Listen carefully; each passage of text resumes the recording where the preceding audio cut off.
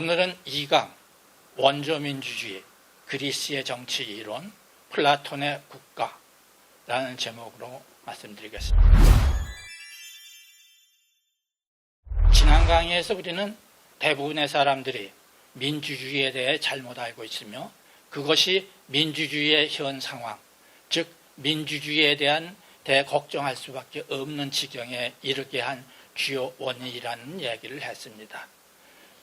이제 역사를 거슬러 올라가 고대 그리스의 민주주의부터 오늘에 이르기까지 그 변천사를 따라가면서 어떻게 수식어가 붙은 다양한 민주주의가 생겨났는지, 또 그리스 로마 문명의 후계자인 서구 사회의 민주주의 인식과 우리들의 그것과도 괴리가 만들어졌는지 살펴보는 여정을 시작하려 합니다. 미국은 발명된 국가라고들 하죠. 그 발명자들 중 대표적 한 사람인 존 애덤스 미국 2대 대통령이 200여 년 전에 한 말을 인용하겠습니다. 기억하라. 민주주의는 결코 오래가지 않는다. 낭비하고 탈진해서 스스로를 죽인다. 지금까지 자살하지 않은 민주주의는 그 어디에도 없다. 그의 말대로 지난 세기에는 바이마르 공화국의 민주주의가 자살하면서 히틀러의 나치즘이 등장했고, 민주주의가 자살할 시간조차도 얻지 못한 채 쿠데타의 희생물이 되곤 해서 민주주의와는 거리가 멀어 보이는 라틴 아메리카에서 어렵사리 명맥을 유지해오던 베네수엘라의 민주주의도 세기 말에 자살하면서 차베스식 사회주의 독재에 자리를 내주었죠. 그의 지적, 즉 애덤스의 지적은 지금까지 유효한 듯합니다. 그런데 민주주의 자살론의 뿌리를 찾아 정치사상사를 거슬러 올라가다 보면 정체론의 효시, 다시 말해 처음이 플라톤의 국가임을 발견하게 됩니다. 플라톤의 이상국가는 최선자 경제, 정체, 즉 올바름 혹은 훌륭함을 추구하는 현자가 지배하는 국가이죠. 그는 최선자 정체의 논의에 이어 다른 4가지 유형의 정체에 대해서도 설명합니다. 최선자 정체가 쇠퇴하면서 훌륭한 자질의 후손 생산에 실패하면 변질된 형태의 타락한 정체들이 등장하게 되는데, 그 첫 번째가 아직은 덜 타락한 단지 이성보다 열정이 앞서는 명예지배 정체, 티모크라티아가 이어 나옵니다. 승리와 명예에 대한 욕망이 지배하는 정체는 돈에 대한 욕망이 강한 소수 부자들이 지배하는 과두 정체로 대체되고, 그 정체는 가진 자와 못 가진 자가 대립하면서 민주 정체가 등장하게 됐죠.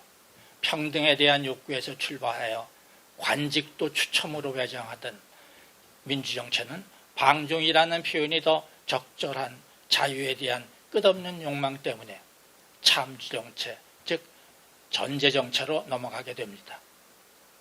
플라톤 정체론의 특징은 정체 분류 체계와 정체 변천을 설명하는 동학에 있습니다. 첫째, 그는 정체를 1차적으로 바람직한 체제와 타락한 체제로 분류하고, 후자를 다시 지배자 혹은 집단이 추구하는 가치 또는 욕구에 따라 분류했죠. 타락한 4정체 중에 덜 타락한 과도기의 명예정체를 제외한 3정체는 지배자의 수를 기준으로 한 분류로 이해될 수도 있습니다. 지배자가 한 사람인 참주정체, 소수인 과두정체, 다수인 민주정체는 말입니다. 명예정체와 최선자정체는 지배자가 한 사람일 수도, 소수 집단일 수도 있습니다. 플라톤은 한 사람의 현자가 지배하는 최선자정체는 왕도정체, 바질레야로, 소수의 현자들이 지배하는 경우는 귀족정체, 아리스토크라티아로 불렀습니다. 그러니까 각 정체의 질적 수준은 지배자의 수준과 일치하며 그 지배자의 수준은 그가 추구하는 가치가 결정합니다. 여기서 한 가지 짚고 넘어가야 할 점은 현자와 보통 사람인 민중은 서로 배타적 부류이기 때문에 플라톤에 따르면 보통 사람이 지배하는 민주정체는 결코 바람직한 정체가 될 수 없다는 말입니다. 플라톤 정체론의 두 번째 특징인 정체 변천의 동학을 민주정체의 쇠퇴를 중심으로 살펴봅시다. 그에 따르면 민주정체에서는 세 부류의 사람들이 생겨납니다. 첫째는 숫벌로 불리는 부류의 선동 정치가들과 그 아류들로 본성은 게으르고 낭비적입니다. 이 중에서 용감한 무리가 말하고 행동하면 그리고 인도하면 덜 사내다운 무리는 지원 세력으로 행동하죠. 그러면서 정체에서의 의사결정을 조종합니다. 둘째는 대중과 구별되는 부자들로 숫벌 부류들이 먹잇감으로 생각합니다. 세 번째가 보통 사람인 민중입니다. 손수 일을 하고 정치에는 관여하지 않으며 재산도 그리 많지 않은 사람들이죠. 지폐를 갖는다면 다수이기에 주도권을 갖지만 경제적 이득이 기대되지 않으면 집회에 가지 않습니다. 플라톤은 민주정치의 몰락 과정에 숫벌 부류가 부자들의 재산을 빼앗아서 대부분을 자신들이 차지하고 일부를 민중들한테 나누어주는 일이 반복되면서 시작된다고 보았습니다.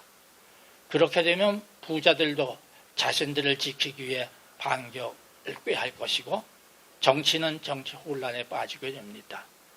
바로 이런 배경에서 쉽게 동요하는 군중을 거느린 소위 민중의 지도자라는 참주 후보군들이 만들어지는 것입니다.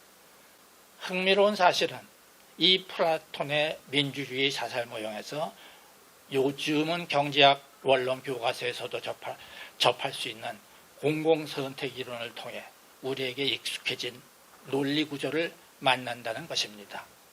맨서 올슨은 1965년 출판된 집단 행동의 논리에서 집단 구성원의 수가 많으면 그들이 공동의 이익에 따라 행동하도록 만드는 장치가 있거나 또는 강제하지 않는 한 합리적이고 자익이익을 추구하는 개인들이 그들 공동의 혹은 집단의 이익을 위해 행동하지 않을 것임을 보인 바 있습니다. 광범위한 대집단의 구성원인 개인이 집단의 이익을 위해 행동에 나서서 사적으로 얻을 이익은 크지 않기 때문에 합리적 개인은 남들이 나서기를 바라며 자신은 무임승차하려 하기 때문입니다. 반면 소수로 구성된 이익 집단에서는 집단 행동으로 공동의 목표를 달성했을 때 개인에게 돌아갈 이익이 커서 각 구성원들은 적극적으로 행동에 나섭니다. 플라톤의 모형에서 숫벌 집단이 적극적 행동으로 민주정체를 타락시키는 정책을 만들 수 있었던 것은 무임승차하려는 민중 개개인의 합리적 행동이 이에 방조했기에 가능했던 거죠.